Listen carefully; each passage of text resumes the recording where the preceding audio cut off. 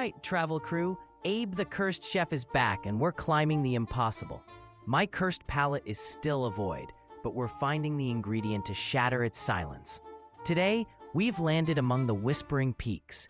The air here hums with ancient raw power. Massive, lichen-covered islands drift above. Their surface is etched with glowing, arcane glyphs. The wind is a living force, carrying the deep, resonant thrum of colossal wings, far off. I'm reading the atmospheric pressure, tracking immense life by subtle density shifts. This sky realm feels like a complex ingredient, its raw energy vibrating through my boots. The constant sensory input is taxing, challenging my taste blindness, yet it sharpens my focus. Tell me, crew, what hidden scent does this sky realm whisper most loudly to your senses? Travel crew, this sky realm just got a whole lot more interesting. A grizzled sky miner, weathered by the wind, just emerged from a craggy outcrop. He squinted at my gear, then at the swirling mists. "You smell that, boy?" he rasped, his voice like grinding stone. "That's the lifeblood of these peaks. Draws the great winged ones." I focused my hearing, catching a low, resonant thrum that vibrated through the very rock beneath my boots. The air carried a dense, mineral-rich aroma, almost ferrous, layered with something earthy and vital. "They meant quick, those beasts," the miner continued, his eyes scanning the sky. "Don't let their healing breath fool you." My fingers traced a faint, shimmering residue on the rock face, a subtle warmth against my gloved palm. The constant sensory input is a storm, but it sharpens my focus, pushing against the void. Crew, how do we approach an ingredient that heals itself and attracts such formidable guardians? Travel crew, the miner's warnings led us to this shadowed grotto, dense with ferrous, vital aroma. Within a crystalline fissure, I found a pulsating, gelatinous mass, shimmering with inner luminescence, the regenerative marrow. I extend a polished steel plate. The marrow drinks light, its glow intensifying, then dimming with my shadow. My controlled breath makes its surface ripple, almost absorbing air's subtle currents. Then, a chilling realization. My gloved hand's reflection on the steel plate appears strangely muted. The marrow drains sensory data from my reflection, creating a localized void. The rich aroma around me dulls. Locals avoid it. It doesn't just heal, it consumes. Crew, what does an ingredient that mirrors my own sensory void truly signify for breaking this curse? All right, travel crew, we're navigating the sky market, where bartered secrets and exotic resins scent the air. Sky silk and bone stalls hum with multi-limbed chatter. I've tracked Grak, a merchant whose stall pulses with the muted aura of the marrow. His 3 obsidian eyes fix on my purified sky gems. I extend the gems, but Grak's guttural growl dismisses them. He points to my gauntlet, then to the marrow, demanding a piece of me. The marrow shivers, its inner glow flaring, then dimming, absorbing Grak's refusal. My gloved fingers feel numb, sky gems blurring. Market scents feel distant, like echoes. This marrow isn't just draining light, it's demanding a deeper sacrifice. Crew, what kind of ingredient demands a piece of the chef himself? Travel crew, Grak's demand for a piece of me isn't just a challenge, it's a new recipe parameter. The sky market's multi-limbed chatter now feels like a distant hum. Grak's obsidian eyes still fixed on my gauntlet. This regenerative marrow isn't just an ingredient, it's a living energy sink, demanding a conduit. Pipen, my analog mechanic, frantically adjusts the pressure regulators on my extraction tongs.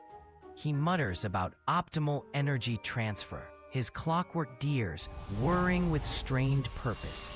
I refine my grip, feeling the marrow's subtle, hungry pull through the insulated tongs. My gloved fingers feel a profound emptiness, a cold void spreading from the marrow's touch. Pipen warns the tongs' heat sinks are straining, their springs groaning under the marrow's energy drain. Crew, how do you measure a sacrifice when the ingredient itself is a hungry echo? Travel crew, this isn't just an extraction, it's a dance with raw power. The very air around us screams in protest as I secure the regenerative marrow. The floating islands above shudder, showering us with phosphorescent dust and a sharp mineral tang. My insulated tongs strain, Pipen's gears a frantic blur as he adjusts the basket's pressure seals. He shouts about critical energy bleed as I guide the pulsing marrow into a woven vessel lined with resilient leaves. I bind it tight with fibrous twine, feeling its immense, dense weight and profound internal warmth. That familiar, hollow chill spreads from the contact point, a demanding emptiness that saps my strength. The winged sky herders above shriek, their massive forms banking sharply away from the volatile energy. Ground dwellers with crystalline hides recoil, their eyes wide with primal fear. My muscles ache, resisting the marrow's insistent drain. Crew, how do you contain a force that wants to consume everything? Crew, this isn't just walking. It's a high-wire act with a living ingredient. The sky bridge ahead is a precarious ribbon of ancient crystalline shards, groaning under the shearing winds. I cradle the regenerative marrow, its profound internal warmth, a stark contrast to the hollow chill spreading through my arm. My boots find purchase on the shifting crystals, each step a delicate calibration against the marrow's insistent, resonant pulse. A small, wide-eyed ground scuttler, its multi-limbed body bristling with fear, teeters on a fracturing crystal ahead. "Hold tight, little one," I shout, my voice strained as the bridge shudders violently.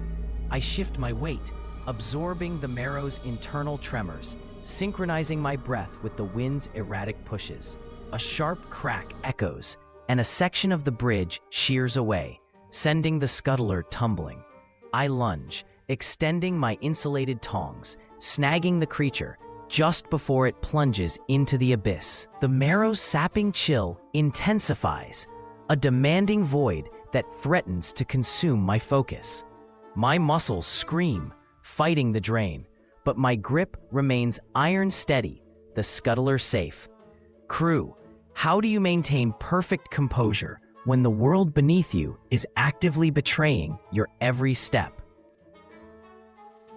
All right, travel crew, after that skybridge spectacle, it's time to tame this regenerative marrow. We're at a settler's hearth, the air thick with the scent of smoldering peat and ancient wood smoke. I'm using their traditional stone mortar, its surface etched with generations of culinary wisdom. The marrow, now a vibrant, pulsating core, demands precision heat. I'm gently warming it, feeling its internal pressure build, a deep, resonant thrum against my insulated tongs. Pipen, our gear specialist, is frantically adjusting the pressure valves on the mortar's heatsink, his hands a blur of springs and clockwork. "Abe, the thermal flux is spiking," he warns, his voice tight with concentration. I sense the marrow's core temperature rising, its aroma shifting from mineral-rich earth to something akin to fresh, vital sap.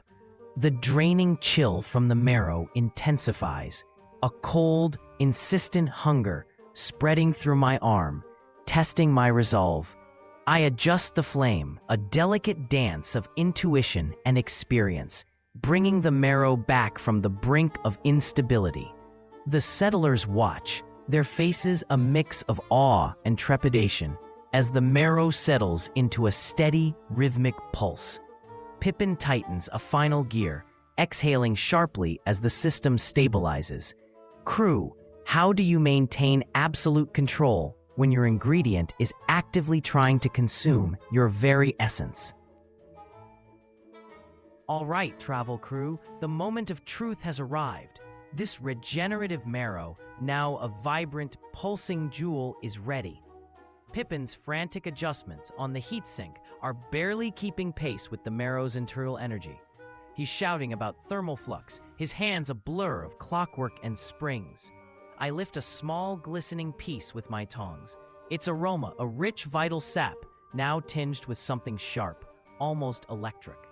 The air around the hearth crackles, the peat smoke swirling unnaturally. I place it on my tongue, and for the first time, something registers. It's not a flavor I recognize, but a searing internal ignition, a roaring furnace within my core. My skin flushes, the cold hunger in my arm replaced by an inferno. The settlers recoil, their eyes wide with fear as the hearth fire surges, mirroring my internal heat. Pipen yells, "Abe, your core temperature is off the charts." My vision shimmers, the world vibrating with an intense, resonant heat. A distant sky beast cries out, its call echoing the sudden shift in atmospheric pressure. My curse isn't broken, but it's reacting, violently, to this impossible ingredient. Crew, how do you master a recipe when your own body becomes the forge? Crew, my core still hums, a living ember after that impossible bite. The whispering peaks are quieting now, their arcane glow dimming with the fading energy of the marrow. My body is a new kind of ingredient, a vessel forged in fire, radiating a constant internal warmth. I'm charting this residual heat, understanding its rhythm, a thermal palette awakening within me. Pipen's frantic readings confirm it. 500 degrees, stable, a permanent consequence of the marrow's power. The settlers, their faces etched with awe and fear, watch me, their whispers like dry leaves. An elder, her eyes like polished obsidian, approaches, her voice a raspy sigh. The fire within, it demands a toll, young chef, she warns, her hand trembling. I leave them a purified shard of the marrow, a small, glowing crystal humming with controlled warmth, a warning and a gift. This isn't taste, but it's a new sensory input, a profound internal ignition that sharpens my focus. The portal shimmers, a familiar scent of salt and ancient stone beckons from beyond. Weary, yes, but my resolve burns brighter than ever. My curse just gained a new dimension. Crew, how do we harness this internal forge for the next impossible ingredient?